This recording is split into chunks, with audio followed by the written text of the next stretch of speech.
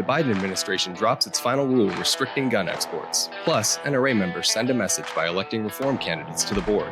All this and more on the news update. No, the devil's got no hold on me. All right, ladies and gentlemen, welcome back to the news update. I'm contributing writer Jake Fogleman, joined as always by Reload founder Steve Gutowski. How are we doing this week, Steve? I'm doing pretty good. I mean, the Sixers lost last night, and I think they lost that whole series by a single point was the differential throughout that entire. So that wasn't great. I'm doing okay though. How are you doing? I'm doing pretty good. A little tired. Things have been a little busy, both in gun news and my other job. So hanging in there. And listeners, Stephen, of course, is the founder of thereload.com, where you can head on over and sign up for our free newsletter to stay up to date on all things going on in guns.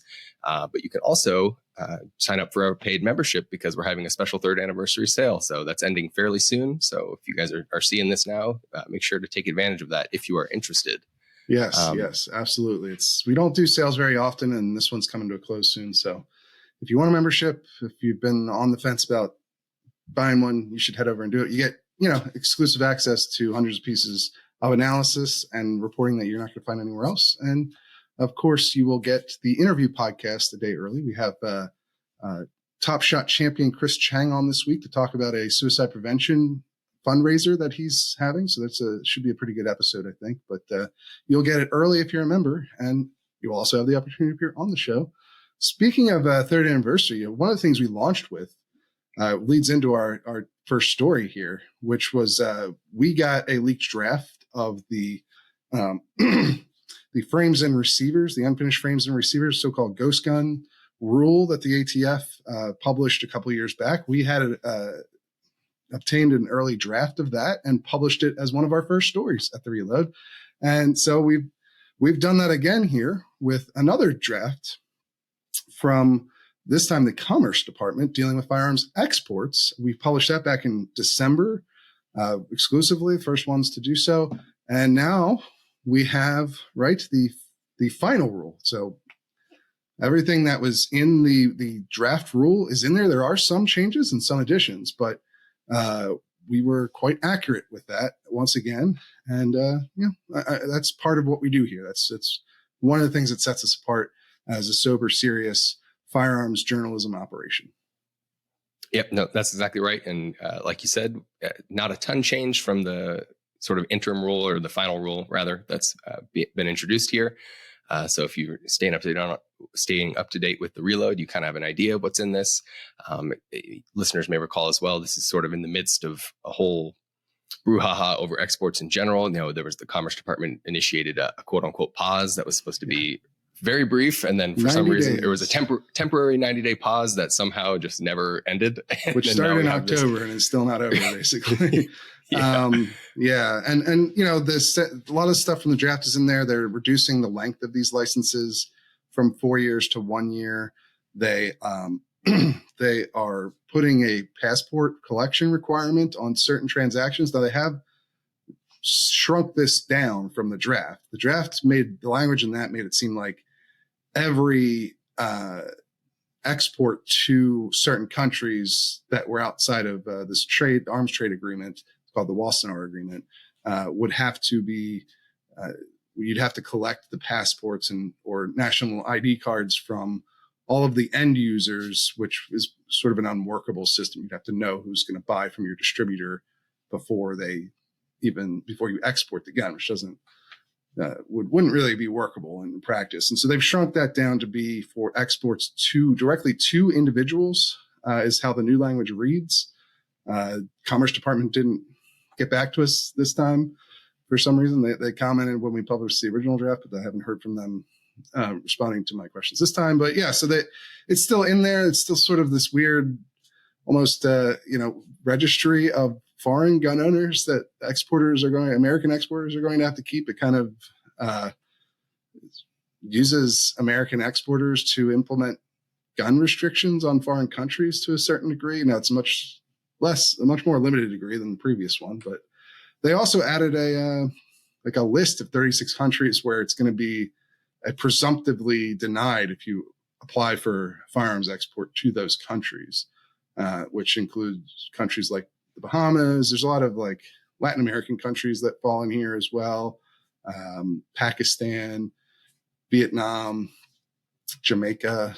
It's just a list of countries that the Commerce Department has deemed as high risk for American exports to end up in crime down in those countries. And so they're basically, I think in practice, it's going to effectively cut off exports to those countries. Yeah, no, it ends up being sort of a de facto ban, if not explicit ban. And then, like you said, it seems like most of it's just going to be a huge bureaucratic headache for gun exporters is what I think like the net result of this rule you would say would be. You had that interview, I think when you went to SHOT Show about a particular exporter and what this would mean for his business. And it's just, like you said, it changes the licensing process. It's going to add a bunch of hurdles for folks. And so I think you're going to see, maybe it's not the most consequential gun rule in the world, but it's still enough of a burden and a headache that it's going to be an economic pain for a lot of these exporters. Yeah. And it's part of a broader effort by the Biden administration to really restrict firearms and the firearms industry through executive action without having to get congressional approval first.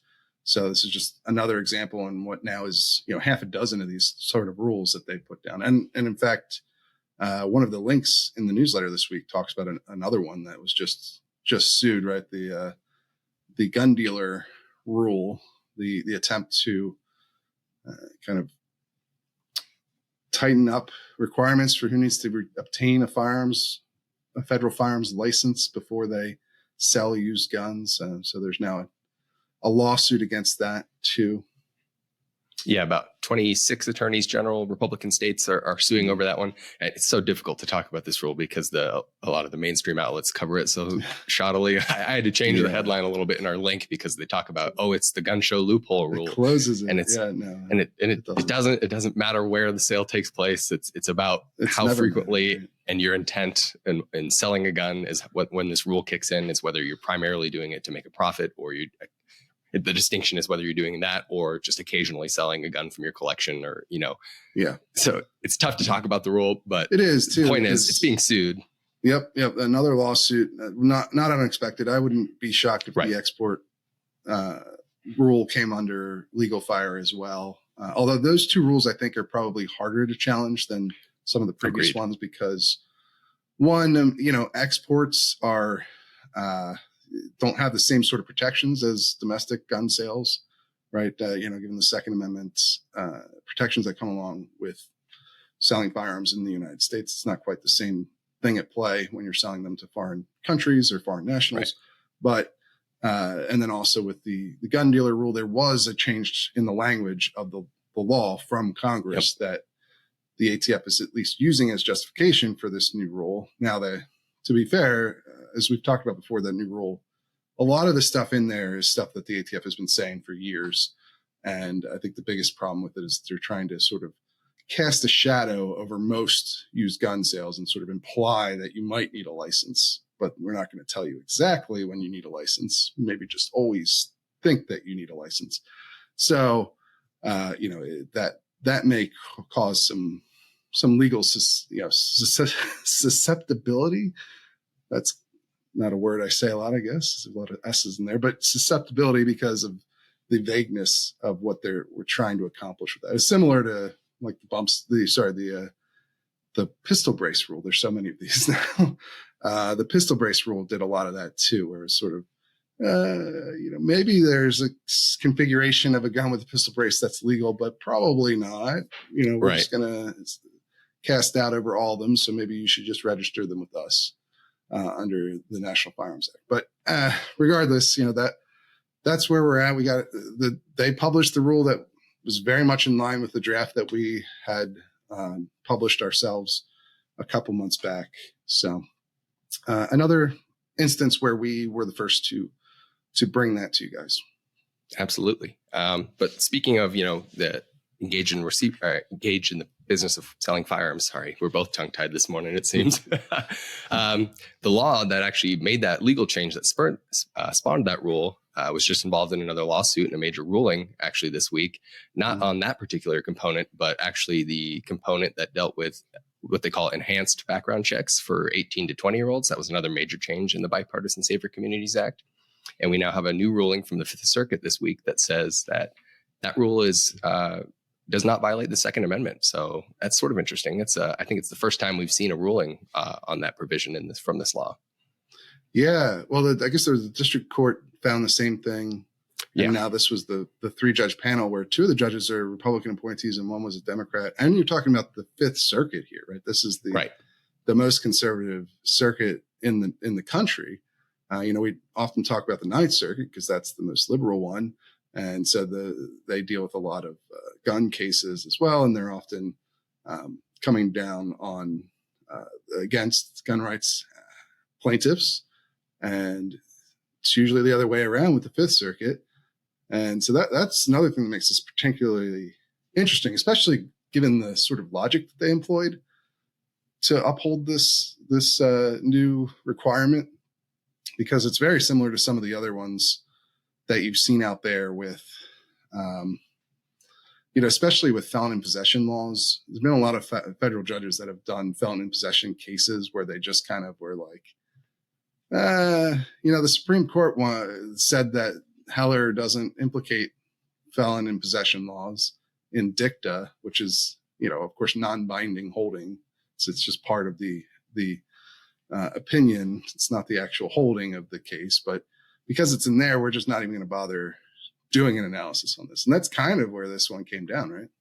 Yeah, it's definitely a peculiar reading of the standard. So what they said was, in Bruin, the court says, if the plain text of the Second Amendment is implicated, then we presume that whatever law is unconstitutional, and then it's the government's job to show a historical tradition to justify it.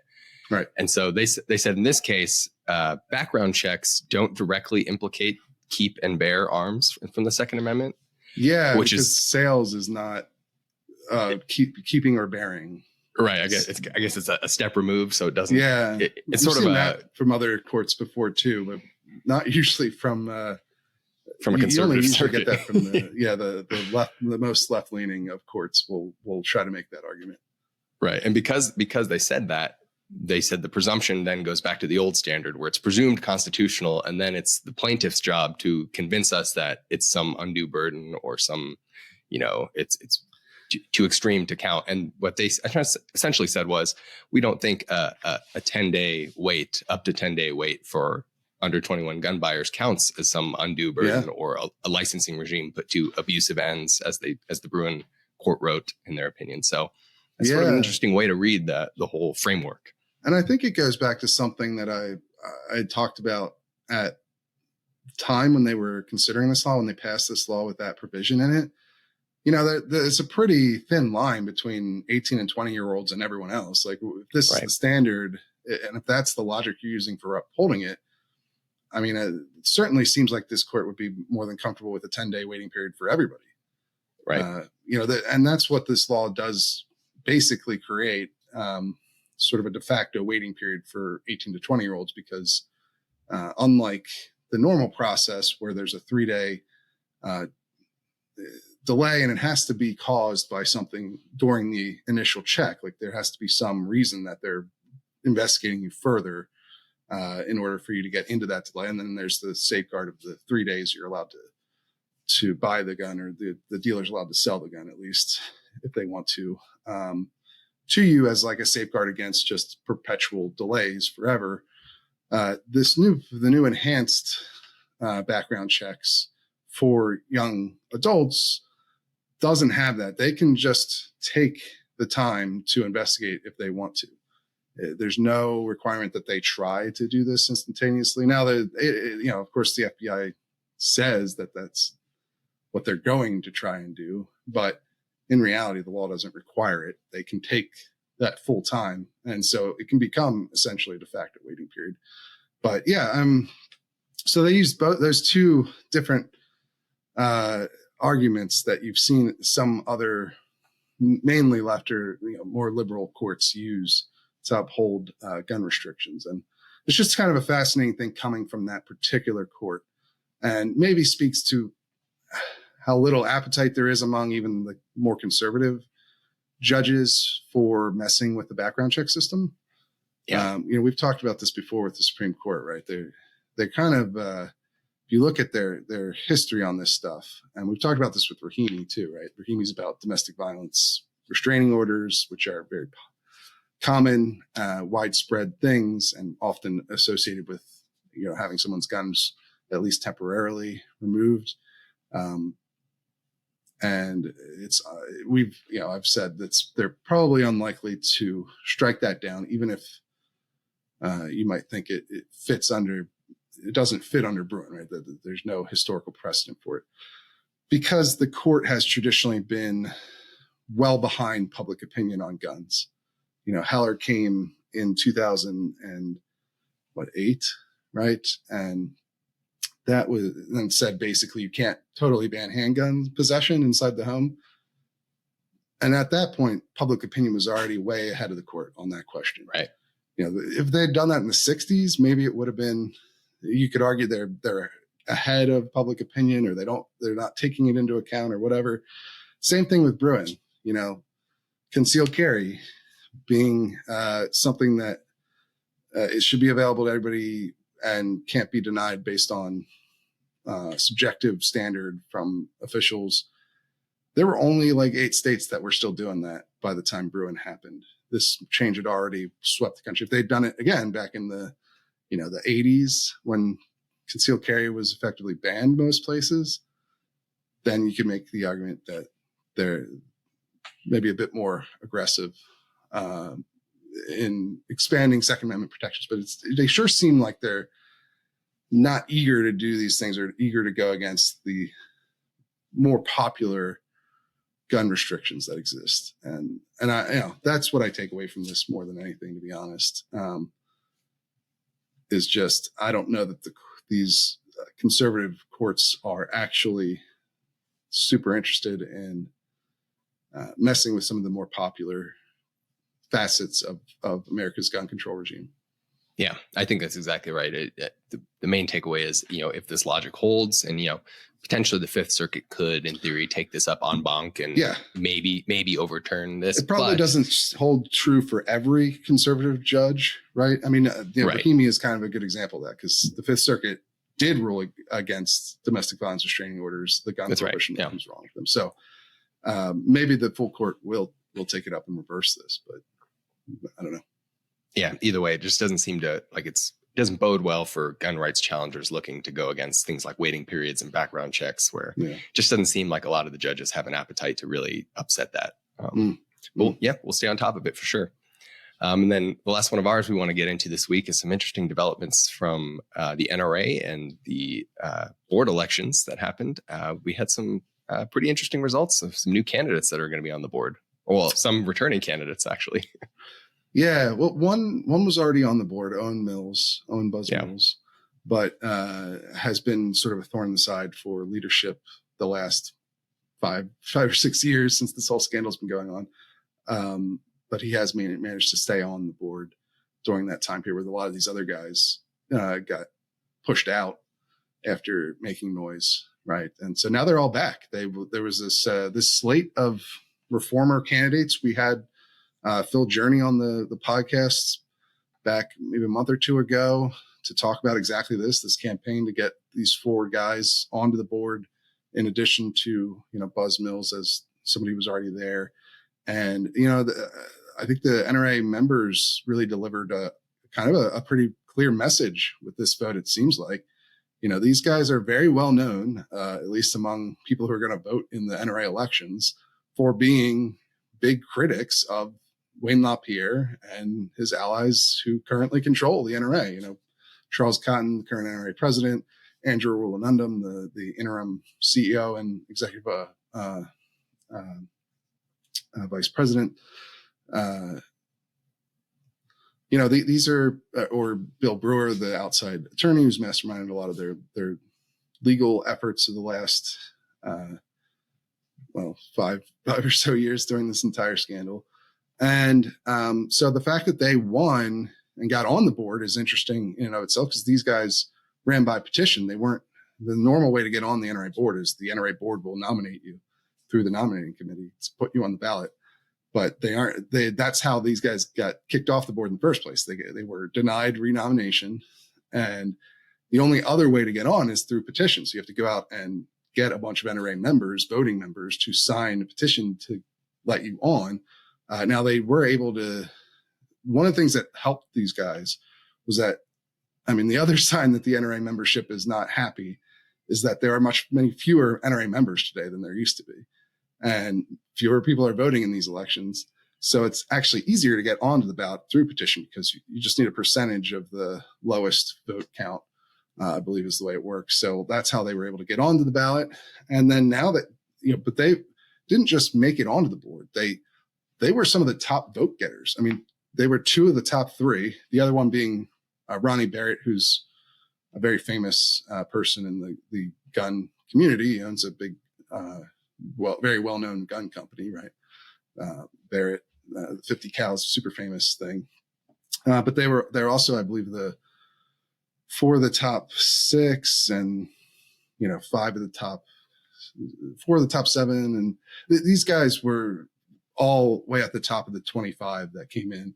And so it's pretty remarkable to see that come through at a moment like this, right after a jury found that Wayne LaPierre diverted NRA funds to himself and is liable for millions of dollars in repayments to the group, that also the group itself didn't safeguard its assets the way it's supposed to, and retaliated against people like Journey and Rocky Marshall is one of the other ones. We also had him on after he testified in that civil trial that the NRA is going through. So, in the middle of all this, right now, it's kind of business as usual among the NRA and its current leadership. There haven't been any significant changes since that jury verdict came back.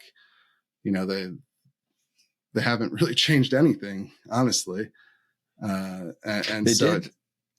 I would say they did, if I can just jump in really quick. What was interesting, they did create a new chief compliance officer position as a result of this too, which I thought was interesting. Right. That it was very understated the way they kind of just threw that in with their board election results. That was something that another thing the NRA members voted for, right? It was a chief compliance officer. So it's, not only did they elect this slate of reform candidates, but they also voted to create a new position dedicated to ensuring that there aren't any more shenanigans like would have gone on the last several decades, to be honest with you, at the NRA. So, I think it's a big sign of where the NRA membership is at. It's probably one of the first really concrete signs, because it's been a lot. These guys have all tried to get on the board, or they've tried to raise money on their own, and it's been a very hard slog for them. You haven't seen, honestly, a lot of big successes for these reformer types. Whether you agree with their point of view or not, they haven't been racking up, concrete wins along the way. They've tried to do several different things. They've tried to do different fundraisers that haven't worked out. And this, I think, is the first really concrete sign that the membership is looking their way now, that they're not happy with how things have turned out. The group is in really financial free fall.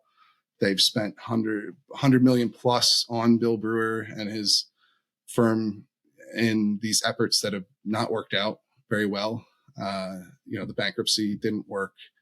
The lawsuits with Ackerman McQueen or Chris Cox didn't work. The NRA had to pay out lots of money in those situations. And obviously the biggest one is the civil trial. They lost the first phase. Now they're headed into the second phase. Which also sort of, that's where a lot of this maybe hits a wall of reality, right? Is this going to matter? Right. Is it too late to actually change things and make a difference? Because, we've written before about how the NRA is in limbo right now because they had this first phase of the trial, didn't go their way. The organization lost, Wayne lost, the former treasurer lost, the group's council lost, it went very poorly. But now we're waiting on the second phase of that trial where the judge is going to actually decide what to do with the NRA as an institution now. He could appoint as the Attorney General wants, overseers to look over its finances and its internal operations and how it runs itself. Or it could, he could be convinced, the judge could be convinced that the NRA really has reformed and not do those things, or do some lesser level of oversight. And so I do think that if these reformers are able to convince the rest of the board, and this is one of the big hurdles that they still face, is that this is five guys, right? And as if you've listened to the show or listen to any issues about the NRA, one of the big problems there is that they have 76 board members. So five guys out of 76, that's not a majority. I mean, it's a tiny minority, right? Right. And it's not clear what the rest of those 71 directors, where they're at on all this stuff. That a lot of them aren't saying anything in public. I mean, it's hard to just even keep track of all of them, right? It's 76 people. I've reached out to comment for lots of them in the past. They rarely say anything one way or the other. And so what they all decide collectively is going to be what actually matters. And, even if these guys do push out the current leadership, the current president, the current CEO, the current treasurer, the current outside counsel, what have you, they have 2 months before this second phase of this trial starts to make a bunch of reforms. And if they can do it, that probably will have a bearing on this judge and what he decides to do. He's expressed already that he doesn't really want the government to be the one to oversee these changes. He'd prefer them to come internally to shore up everything internally and root out the causes of the corruption that happened there. So if they can show that they're doing that and making progress towards that, maybe it probably could have a significant impact on the second phase of this trial. But it's May. The trial starts in July. So they don't have a lot of time. I say not a lot of time to get that done, but like you said, it will be something to watch going forward. Clearly, this is an indication that where the membership is at least, to vote in these reformers and then vote to create this compliance position. But to your point, does that really, do we know anything about where the actual people are, the folks that are still in charge? Do they want business as usual? Are they going to ignore the signs that they're getting from the members? Who knows? Yeah. And I would think that the members, the elections will weigh on these board members too. Like they see where that came out. Yeah. And, that may, like I said, this is one of the first concrete victories for these reformers that you've seen at the NRA. Because this is something you can point to and be like, this is what NRA voters want, are these guys and what their ideas are. So, I hear lots of rumors. This is the thing as a reporter, I get tips from inside the organization. I get tips from inside the board. I can only report things that are reportable, that I can back up, that I can prove. That's how we operate here. I don't just report rumors. We don't spread conspiracies. We don't, any little thing that someone says to me, I'm not just going to blurt out on my platform because it's irresponsible. And we need to verify things before I can report them. So, I hear lots, and it's interesting. I don't know. I don't think anyone knows really right now where this is going to end up. The NRA's annual meeting is coming up very soon now. It's like 3 weeks from now. And so we will see what happens when they're all in Dallas, and I'll be there too. So we will keep on top of it. If you have any insights, always feel free to send them to me. And if you have evidence or documents and stuff like that I can run with, that's even better. But yeah, it's not clear where this is going to head, but we have, like you said, a pretty clear sign of where the NRA membership is at the moment. Absolutely. Then getting into some of the links, the newsletter links from outside the Reload, we actually have a piece from you this week in our newsletter, because you wrote for the Dispatch this week about Donald Trump and sort of maybe the perhaps tenuous relationship he has with gun rights supporters, which was an interesting piece.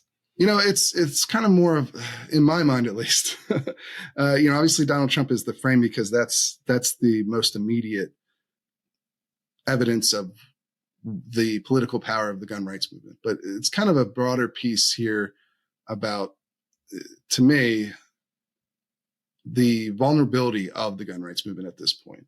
We just got done talking about the NRA, and that's a huge part of it. The NRA is struggling immensely. They're the largest gun rights group by several factors, right? Not that there aren't other important groups or growing groups, but nobody is anywhere close to the scale of the NRA or doing as many simultaneous things that are important as the NRA is. A lot of the other groups are much more specialized, and they obviously we cover their accomplishments as well and what they're doing, but you get the idea. And one of the things is that Donald Trump has not been a rock solid gun rights advocate since he's been in politics, right? He's been somebody who has both implemented policy that a lot of gun rights activists at least don't like, specifically the bump stock ban, obviously. Well, he has, of course, also done things like repeal the Obama administration's Social Security gun restrictions that they implemented at the end of his presidency. He also made, for instance, gun businesses essential businesses during the pandemic. He has a series of accomplishments. The main and biggest one being the courts, being the appointments to the Supreme Court that he made, which all of them ended up voting with the gun rights plaintiffs in Bruin. So this is obviously his biggest accomplishment as president. Of course, if you look at the pro-life movement, which I have based a lot of this around, because, he recently crossed them. He said, I don't really like where the pro-life movement is taking us because it's hurting us politically as a party, as the Republican Party. And so he's softened his view on abortion. And the same thing can happen with gun rights because, it's a similar story when you look at the pro-life movement and Donald Trump.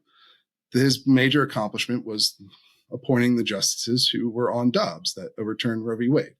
He didn't get any necessarily large pro-life legislation through or things of that nature. And now he has come out and publicly said, well, I don't agree with them on some of the finer points of abortion policy, right?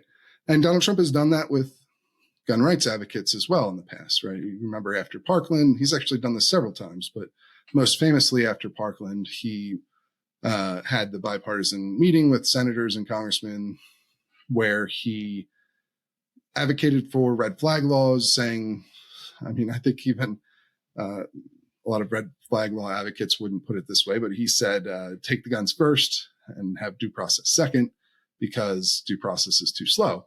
And so and then apparently after the El Paso shooting, he also considered supporting an assault weapons ban.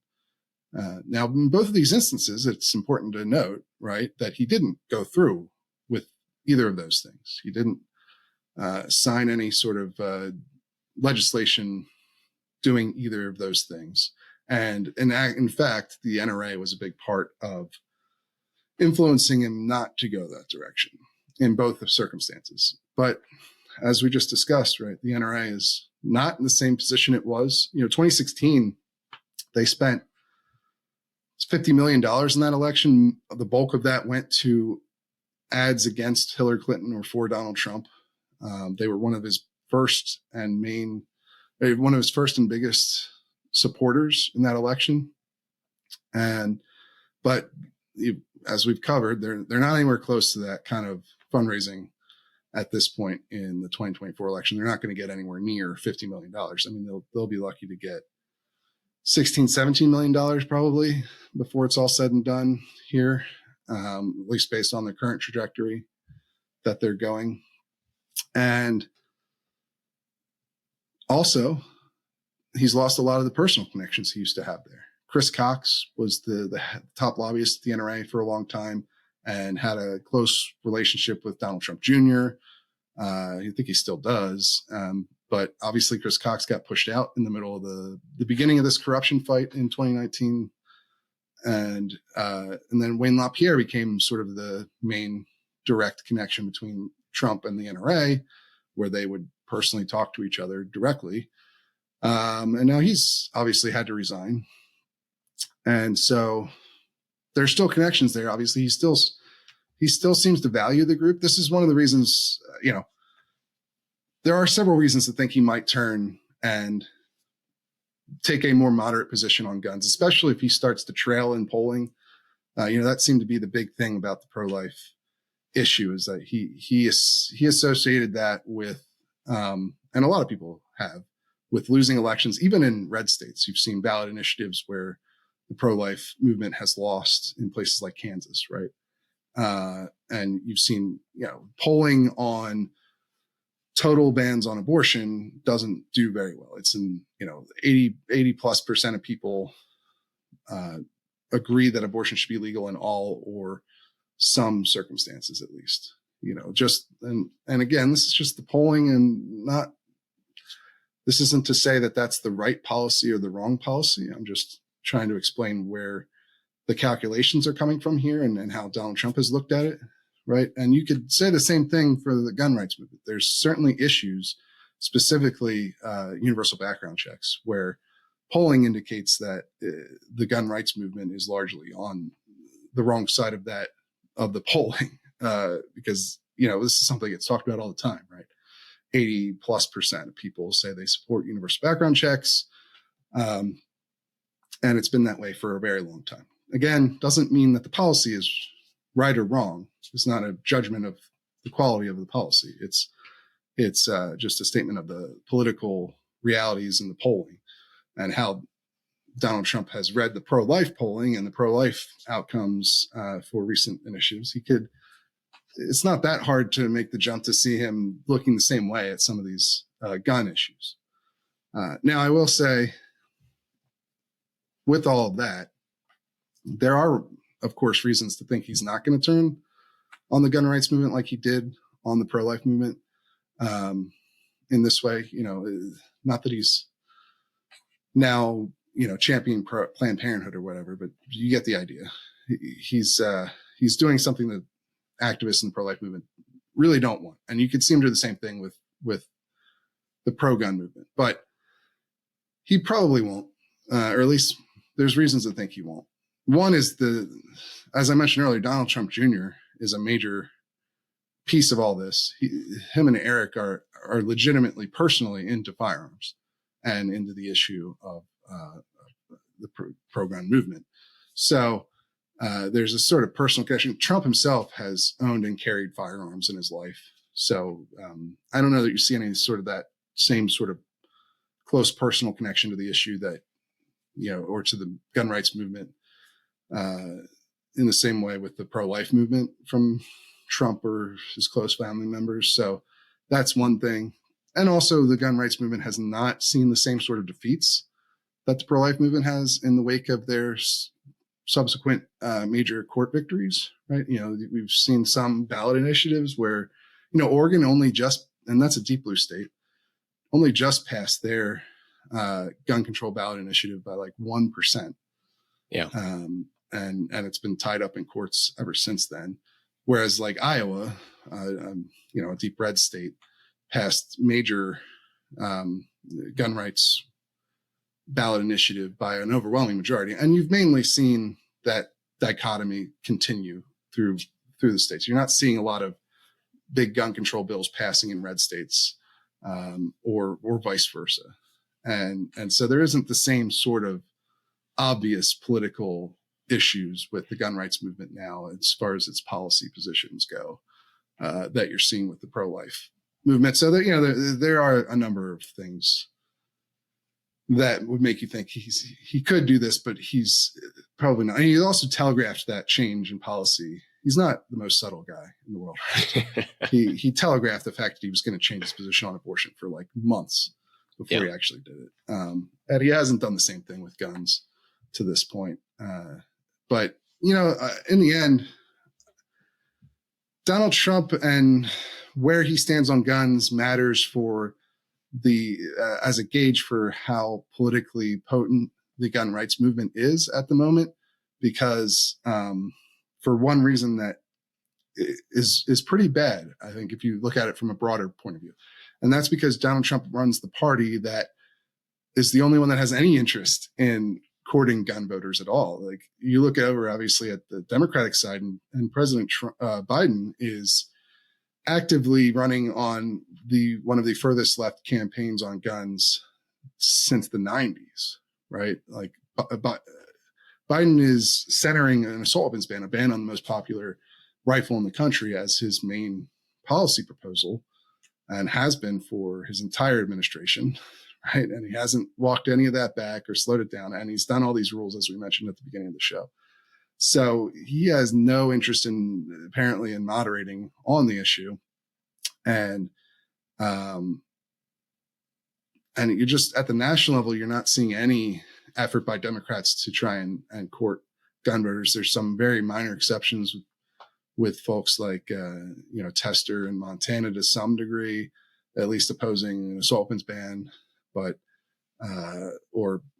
obviously West Virginia, Manchin, who's leaving. So, and how much that matters at this point, I don't know. Maybe Maine with Angus King, but even there, you're seeing them adopt like a version of an assault weapons ban. A lot of these more moderate-ish Democrats are still pushing new hardware bans on a national level. So, there's just no interest from the Democratic Party at this point to appeal to gun voters. And Trump, what he does right now matters a lot. But if you look back to the primary, I think the picture gets even dimmer, because even Republicans aren't really trying to appeal to gun voters either. There was no real contest for their votes in the Republican presidential primary. We talked about this while it was happening, right? Nobody contested that. Candidates contested the pro-life issue. You had, Pence and DeSantis criticizing Trump directly on that issue during the campaign while they were running. Even as much as they really pulled their punches at every turn, they did actually try to go after him on that stuff. Nobody tried to go after him on guns, basically. So that's a really bad sign if you're wondering about the political influence of the Republican, the gun rights movement, because one, it's completely captured by a single party, and two, that party really seems to take it totally for granted and doesn't even view it apparently as much of a constituency to go after in a primary either, at least at the national level. Yeah, no, that's to me is the main takeaway, is the perils of a political movement being so tied to one institution in the NRA and one political figure in Donald Trump, who, to your point, is maybe perhaps fickle on the issues depending on which way the winds are blowing politically. If he did come out and go the other way, I can't imagine a scenario where it doesn't just end up like what's happened with the pro-lifers, where they just have to say they're going to vote for him anyway, because what else can they do? Yeah, it's not like Joe Biden's going to triangulate and try to capture the pro-gun vote. That's not going to happen. So, listeners should definitely go check out the piece, because I think it's an interesting analysis on the read of the gun rights movement, and go check it out in the newsletter link. And I think I'll be on Dispatch Live as well, coming up soon to talk about it more with those guys over there. So it should be a fun experience. I've never done that before. Yeah, Dispatch subscribers should definitely go listen. I'm one of them, so I'll try to tune in as well. And then, speaking of your appearances, that's the other thing we wanted to hit from outside the reload this week, because you were just on CNN over last weekend talking about the Tennessee armed teacher bill. Yeah. I mentioned being a CNN contributor all the time on the show, so it makes sense to talk about it when I actually go on there. Right? I'm not kidding. I really am. They had a great segment with This Morning, the crew on Sunday, and I thought it was a really good interview. I thought it was really informative, and luckily I've had a lot of experience reporting on this issue, armed teachers.